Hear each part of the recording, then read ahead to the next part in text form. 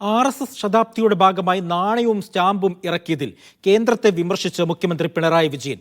കേന്ദ്ര സർക്കാർ നടപടി ഭരണഘടനയെ അപമാനിക്കുന്നതാണ്, മതേതര ഇന്ത്യക്ക് നേരെയുള്ള ആക്രമണമാണ് ഈ ബഹുമതിയെന്ന് മുഖ്യമന്ത്രി വിമർശിച്ചു.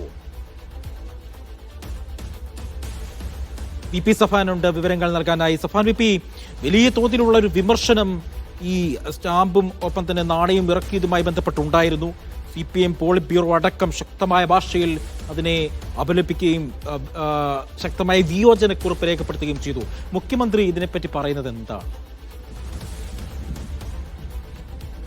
അജി കുഞ്ഞുമോൻ, എക്സ്പോസ്റ്റിലൂടെയാണ് മുഖ്യമന്ത്രി പിണറായി വിജയൻ ഈ നടപടിക്കെതിരെ രൂക്ഷ വിമർശനം ഉയർത്തുന്നത്. RSSന്റെ ദശാബ്ദിയുമായി ബന്ധപ്പെട്ട് 100 രൂപ നാണയവും സ്റ്റാമ്പും പ്രധാനമന്ത്രി നരേന്ദ്രമോദി പുറത്തിറക്കിയിരുന്നു. ഇതിനെതിരെയാണ് എക്സ്പോസ്റ്റിലൂടെ മുഖ്യമന്ത്രിയുടെ രൂക്ഷ വിമർശനം. കേന്ദ്ര സർക്കാർ നടപടി ഭരണഘടനയെ അപമാനിക്കുന്ന നടപടിയാണ്.